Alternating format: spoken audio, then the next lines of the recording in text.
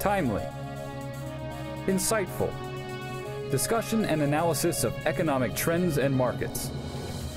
From Southern California to Sacramento, featuring business and political leaders, unique field reports.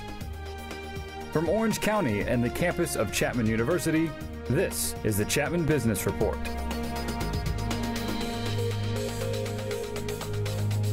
And welcome back to the Chapman Business Report, our weekly look at business, financial markets, and a special focus on the regional economies of Southern California. I'm Pete Weitzner. I head up the broadcast journalism program here on the campus of Chapman University, a couple blocks west at the Dodge College of Film and Media Arts. Special show on this edition as we focus exclusively on real estate, and our real estate expert is Phil Immel. For more than 35 years, he's been in the real estate business with Prudential, the very popular website, The Real Estate Guru. So a pleasure to welcome back Phil Immel to give us his take on the latest on the residential real estate market. And Phil, just to start with an overall assessment, what do you see out there? Well, this year is starting to parallel very much what last year was. It's actually just a little bit softer. And if you recall, the year before, they had the tax credits, which expired at this time last year. Yes, they had expired. And so it's kind of been drifting slower, a little bit softer market.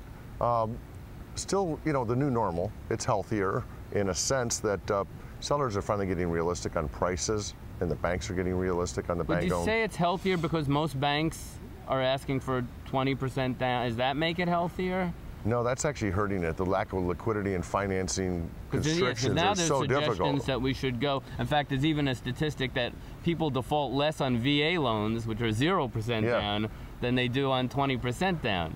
Yeah, I don't think you can make heads or tails out of it. I think it's really tied to jobs, and in certain markets, and you know, locally, nationally, you're just going to see that where the jobs are gone, or construction might have gone in the Inland Empire, those markets are going to be suffering for a very long period of time. If you're kind of more of an upper end economic area, say Irvine, Newport, jobs, that type of thing, that market's going to probably recover faster than some of the outlying areas. But healthier in that sellers are being more realistic, so the speculation is, of course, clearly out of the market. Right. There's been about 10 to 11,000 listings available on the multiple listing service all year. Orange County. In Orange County, yes. And so, you know, seasonally that will, you know, come down a little bit.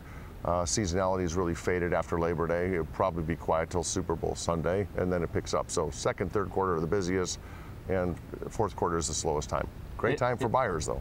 It is, but fourth quarter is generally the slowest time. And of course, everybody is aided as we dive into this market. If you wanted to buy now, I don't anticipate it would go up by 4% on average, a 4% 30-year mortgage. Yeah, I mean, longer than... You're 35 years in the business. You started at age 2. Thank you. Have you ever seen 4%? No, I've never seen the 10-year bond yield, which mortgages are tied to, below 2% in my career. And it's been down 1.7 to 1.9 zone. It's unbelievable. And mortgage rates are tied to that often, so I've never seen this low of interest rates. In fact, what I read is it's a 60-year low. So I've only got 35 under my belt so far, so I'll get back to you on that. And the 15s, if you can get into those, are I think 3.2 or 3.3. Right. And you know this, on every 50,000, 100,000 of mortgage, that's a save. That's the savings are, you know, it's hundreds of dollars every time. It's a great opportunity, and if you're particularly a first-time buyer who's renting, completely the right time to jump into this market, because you still have financing available, although they're lowering the standards for the amount of loan. But the restrictions and what it takes to get a loan today is, I've never seen in my entire career this difficult to get qualified for a loan. The banks are just like deer in the headlights, nervous. So they don't, is it that they I mean, I've heard that FICO scores have to be as good as 760, is that true? Yeah, no, 740 and up, you're probably going to be fine. If you have a normal job where you get a W-2, that really helps. If you're an entrepreneur, professional dentist or a doctor of some sorts, and you have K-1s on your tax returns, it's going to get complicated. Doesn't mean it's impossible. It's just that the banks are really, they like ordinary bread and butter kind of loans with perfect credit. Let's look at some more recent numbers. Now, the August home sales, and we'll just look at Orange County here.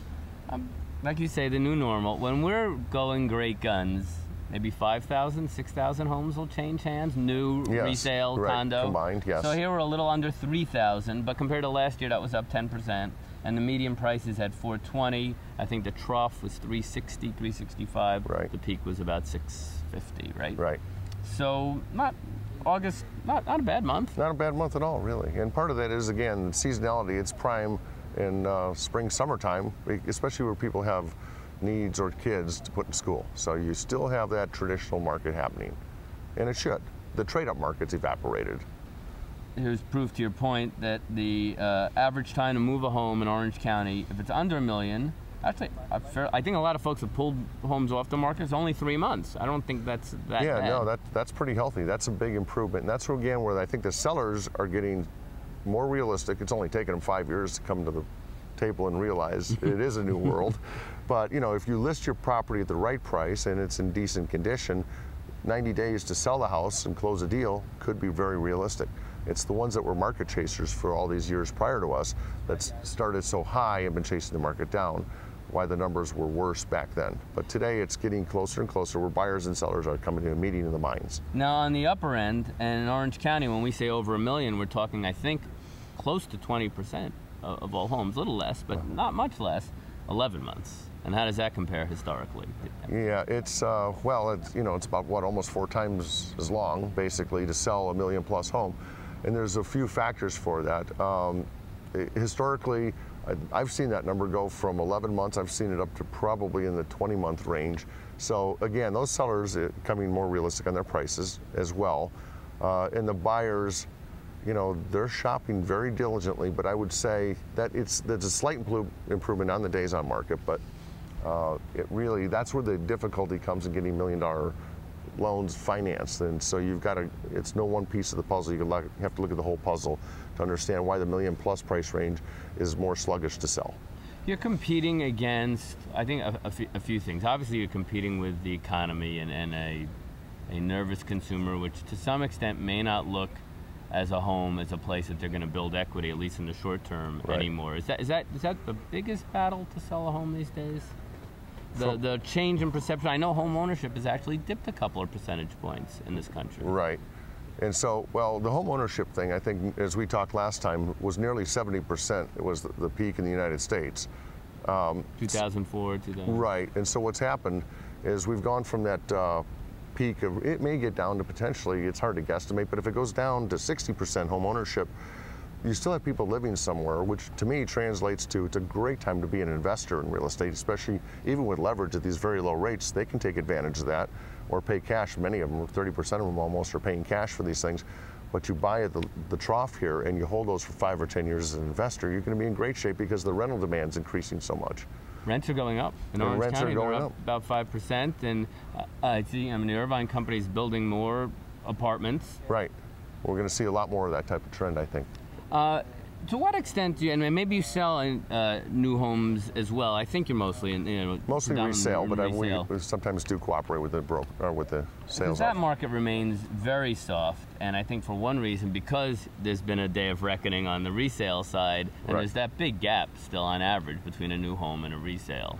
Right, and I think the reason for that is, first of all, I think most of the builders have not had the financial capacity or desire to go build. It hasn't made a lot of sense because you're still competing with all the REO, bank-owned inventory that's either actively coming through the system or shadow inventory, which is a whole topic I'm sure we could dive into. We'll get to that in a little bit. Here's what's making up the market these days. Assume these figures are accurate. Distressed homes, that's homes that are in foreclosure, or short sales, I think is also included in that. 31%. That's historically, and that's Orange County. I know that figure is double, say, Inland Empire. It can go 50, 60% in other locations, yes. Which, of course, helps. Again, we go back to the buyer on the buy side. But there's caveats, right? A lot of times these homes, they haven't been maintained. Well, some have, some haven't. It's really the difficulty with the short sale has really been the lenders deciding what to do with them. And, you know, they may have a servicing company like one of the major banks or the former Countrywide type of thing. However, they're not the true investor. They may have sold off to a fund on Wall Street, and to get an answer on a short sale, it's much better than it was, to be honest with you. It used to be up to 9 months to get an answer. Today, those numbers, I've seen them down into the 45 to 90-day range. So it's improving, but they had to staff up and train tens of thousands of people nationally for the avalanche that's happened. So whereas you might have had to be really patient and know that you're going to have to supply every piece of paperwork over and over again, that situation might be improving. It's improving. It's not quite there yet. Maybe next year. The folks at Case-Shiller, which have become in the last couple of years, perhaps because this fella Shiller kind of called the top of the market, they're predicting home values over the next 4 years nationally to only increase on average about 1%. Do you agree with that assessment? Because I think folks look at that and that makes them nervous. Well, it does, and yes, I do agree with that. I would say that, you know, in this new normal that we're in, you know, we're going to be flat for 5 years, and there's going to be, you know, depending on the price point, again, it's all stratified by lower end, first-time buyers. That market's healthy. You get up higher and higher, and the higher you go, it's going to be more difficult to say what values will do. But for the norm, the average consumer out there, you're going to see prices fairly stable at the 700,000 below, price range in Orange County, and with low interest rates and financing, that part's good. But you know, this goes back to the adage, and again, I think we spoke last time on the show, that you really buy a house to live in it. You don't buy it as a piggy bank and an investment and make it an ATM later. Those days hopefully are history for everybody in Orange County and across America. But I do think, you know, because you still have all that shadow inventory that hasn't come through systems locally, regionally, and nationally, which could dilute prices. And so, you know, one house might go up 5 or 10%, but there's going to be an REO sold next door to it for 10% below that, so you're going to kind of flatline. So shadow inventory, for a quick definition, we're talking here, you know, this is banks owned, but they have not put it, they've foreclosed, they own it, they haven't put it back on the market. Right, yet. Yeah, that's predominantly it. There's a few definitions of it. It could be they're delinquent on mortgage payments, starting at that beginning of a timeline, and they might be 30, 60, 90, 120 days, maybe a year late on payments, and the bank has not filed notice of default or foreclosure proceedings yet, and it could be that they have, and it's in that stage, but they haven't taken title to the bank. They may or may not have taken title back, but they have not put it actively on the market to resell it to the consumer. And we know in Orange County, say in Orange County, any idea how many of those homes? That's the hardest stat to find right now. I think it's hidden pretty well. My guesstimate, my gut feel on that is there's probably 5 or 10% of the inventory that's there, and you match that with the millions of foreclosures that are active across the United States. Right. You know, and you see that you add up the distressed and the foreclosures, you know, it's still about 50% of the market is a distressed type of sale, REO, shadow inventory, or things like that, short sales that are happening. How do these figures relate to historically? First-time buyers are now 32% of the market. They're usually more or less? I don't recall exactly. That sounds fairly average, you know, and it ebbs and tides like everything else, but it sounds healthy to me. It's about a third of them, and that sounds about right. Cash buyers, 29% of the market. Yeah, almost 30%. We see it every day in our practice, and I'm sure a lot of other brokers do throughout Orange County and Southern California. That's where the investors are stepping in and buying up these properties, anticipating this rental demand and increased rents in years ahead. Smart money is definitely starting to buy rental properties, be they homes, condos, whatever, and just renting them out. Conventional wisdom, talking real estate with the real estate guru here, Phil Immel. Conventional wisdom would be that folks in the real estate business would like any incentives that the government could come up with because it's going to spur sales. And we've had a few. We certainly had the credits at the national and state level. Were you a fan of those? They seemed to spur sales. Or did they just borrow sales from the next year? I think personally they borrowed sales. I mean, look, from 2008 when Lehman's went down and the whole financial crisis, we needed something. You know, if I was president, I didn't know what to do either, to be honest with you. All the studying and things I've done. Let's take a bunch of money and throw it at it and move. And so was it right or wrong? Well, as it turns out, probably didn't make one bit of difference, and it did postpone sales. Like when they burned off the tax credits, then all of a sudden sales stopped for the last 12 months thereafter. So I think we should stop doing that as the government. I don't think that's the inducement. Probably trimming principal balances off of mortgages could be the next solution. If the banks are going to eventually take it as a short sale or REO and lose the money anyway, if they can invent a system that would make sense where the balance on loans go from 600, and if it's really worth 400, get it down there, plus maybe do the loan mod at that rate, hold them in there. I'd probably head more that direction as opposed to using taxpayer dollars to do it. Probably the step before that would be to help folks refi who can't because they're underwater. Because their values are underwater, yes. Right, which they had a mortgage mod program as part of, I think it was separate from the stimulus plan. Right. But that didn't really A HAFA program and things like that, none of that stuff has kicked in. And you know, a lot of people lost their jobs, and so trying to get requalified even at half the payment, they didn't have any income to qualify. So they got, I think loan mods only equated to 7% of the total people that applied for them. So the frustration with consumers is like, why go through stacks and stacks of paperwork multiple times and you got a 93% chance you won't get it? So the consumer just said, that ain't gonna work. As you know, they say their Social Security is the third rail of politics. The third rail of fixing the real estate problem is what you mentioned, is writing down principal. Right. It's some folks say it's a moral hazard. A lot of folks who are homeowners who make their payments say, why my neighbor? Why not me? Personally, you have 35 years in the business. Where do you come down on this argument? Well, I can see all sides, but there is the reality that until the housing sector, which accounts for a lot of the GDP, I think it used to be 16% of GDP nationally. I'm sure that varies.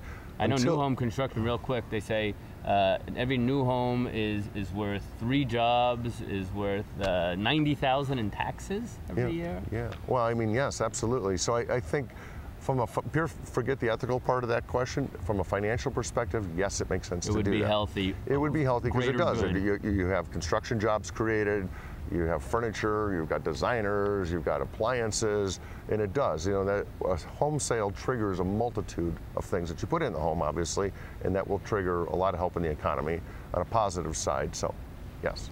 There's a lot of plans. President Clinton has a plan. I'm sure an economist gave it to him, but that would allow folks, say, you can't make your mortgage. They would allow them to rent while they stay in their home, and then say $100,000 would be the write down, and if there would be some forgiveness, or you would split the difference and it would be a 0% loan if you played it over 10 years. Mm-hmm. So it's not an out and out giveaway where tomorrow you get a haircut on your mortgage. Right. I think it's interesting. I haven't studied it enough, Pete, to really know the right answer to that, but it's good to have ideas, and especially from notable people, past presidents. I mean, I think it's time for the brain trust of the United States to figure out, okay, what we've done hasn't worked, what does work, and put the fine minds together and come up with ideas and run the numbers and see if there is an angle of something somebody missed. But I don't know if that's the way to do it either. What we've heard for over a year now, more than that, about this Robosigning. It's an investigation. Some call it, what happened here? And now we understand California was going to be a big settlement with the banks. California backed out. What happened here? You know about this. Right, we're familiar with the Robosigning thing. A lot of that impacted other states, and just the sheer volume and deluge of all these documents that have to get signed. I mean, if you've ever done a mortgage loan and signed documents as a consumer, scary. It used to be a tree. It was 1,500 pages that long. It can be a foot thick of paperwork now. So what happened with all these bank-owned foreclosures and notices to foreclose, they just had people signing things left and right that they were certifying things they didn't know. Yes, that was wrong. There were some frauds that shouldn't have happened. But in California, the impact, because of trustee laws versus mortgage laws in other states, wasn't as much of an impact. But the banks froze and they stopped foreclosing for a while to analyze nationally. Did they have problems in all states or some states? And I think came out to the some state situation, and then all of a sudden they kicked in. And now they're starting to file more notice of defaults currently. The Fed chief himself is urging better housing policies to help the market recover. So if you got the Federal Reserve chairman saying... We like Mr. Bernanke. I mean, I think if you're a politician or if you're, the Fed or somebody like that, and you understand how the money flow works and what real estate is as a dynamic part of the economy or a detriment, depending on which part of it you're in, clearly housing has to be one of the solutions, if not the solution. I mean, car sales, I think, are improving and other assorted things, but the number of jobs it does drive and the money that spins off the sale of a house would really be valuable if they could figure that formula out. So we like Mr. Bernanke this week. Always like this week. Well, the last couple of years at 4% mortgage. Yeah, he's not doing too bad. He gets some credit there too. Even below 4, by the way. Always like to elicit some good retail advice from you, Phil. Let's start with the buyer. What are some common mistakes you think, whether it's a first-time buyer or it's a common mistakes they make, and in this market you think buyers should be doing? Well, I think if you're a buyer, clearly if you're a renter, rents are likely to go up in Orange County, 5% a year. You do that for 5 more years, you're going to be up. You don't see any bargains anymore when you see the complexes. And the vacancy factors are, down to 5%. Yeah.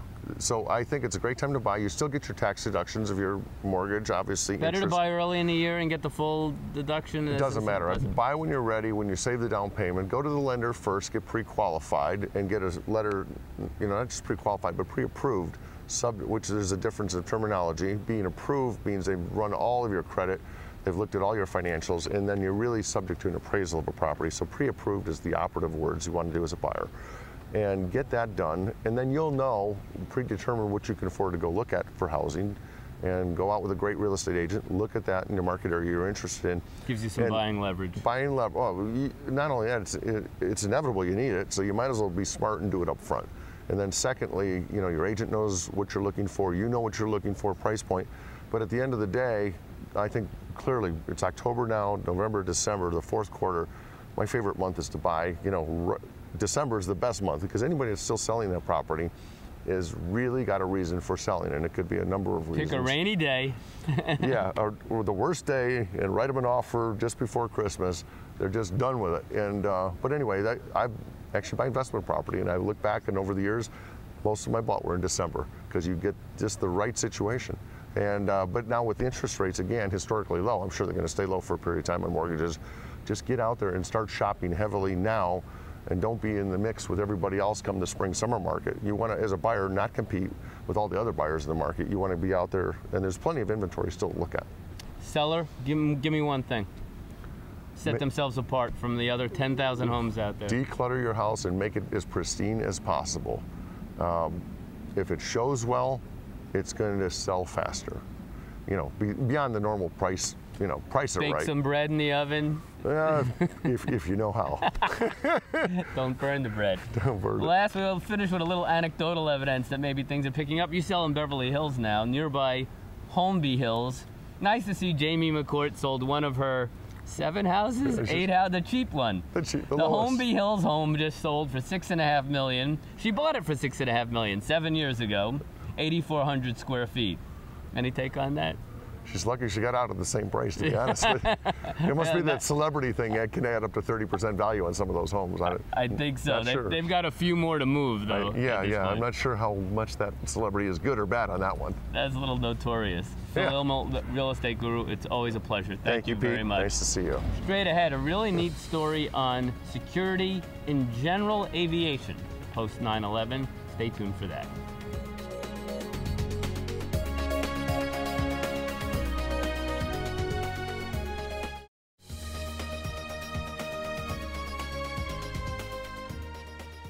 Welcome back to the Chapman Business Report. It is that time for a great student feature stories, and here's a really interesting look. A lot of concern, especially, well, since 9/11, of course, but as we went through the 10-year anniversary, about security in general aviation airports. Here's Samantha Hiller.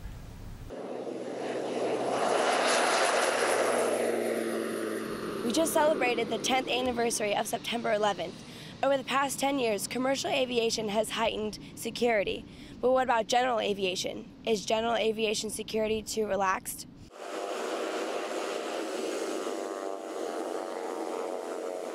To get into close to an airplane, you have to know the codes to get through the gates. And everybody at an airport is a small community, and they kind of take note of what's going on around them. The difference between flying privately and flying commercially is the security. Private airports don't have TSA checking for IDs and tickets. There's no such thing as bag check, and you do not have to walk through any metal detectors. There's always somebody driving around the airport, watching, making sure no one is where they're not supposed to be. Once in the air, pilots constantly talk to towers for traffic and weather reports. This means the plane's whereabouts are known at all times. I need to make that turn because I got traffic right down as we coming up. For us to fly over a congested area, we have to be 1,000 feet above the highest obstacle, and that's going to be the little separation for safety. Alright, that was 4276 on the cut. Affirmative. General aviation security has tightened up in response to terrorist threats. There was a threat of September 11th of somebody hijacking a small general aviation airplane, and that was the biggest threat for the security. And it's President Obama right now comes to town. He's in San Francisco this week. There's a 30-mile ring that follows him wherever he goes in the world, and general aviation airplanes are not allowed to fly within that 30-mile ring, and that's just a traveling ring. There's always going to be somebody in a jet above monitoring the traffic on the ground and stuff and making sure nobody is taken off. And they will scramble the jets to intercept you and make sure you do not get closer to the president and his whole detail. It may not be a perfect system, but there are a lot of steps in place to raise general aviation security to prevent terrorist activity. Reporting from Santa Ana, I'm Samantha Hiller, Chapman News. Our thanks to Sammy for that report. Terrific access, very interesting. To Jeff Cole Productions, Jeff, class of 2001 here at Chapman. His crew does the entire Chapman report. And to the real estate guru, Phil Immel, for his insights into the real estate market. He tells it like it is.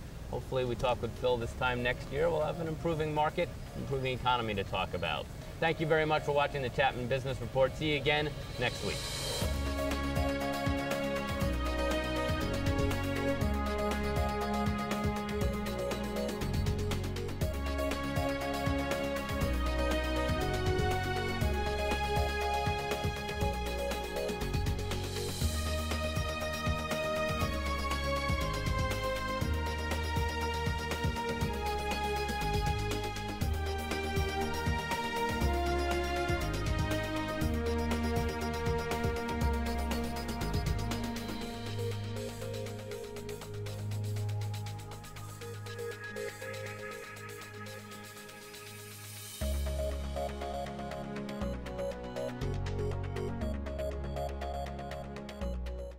Funding for this program was provided by Chapman University.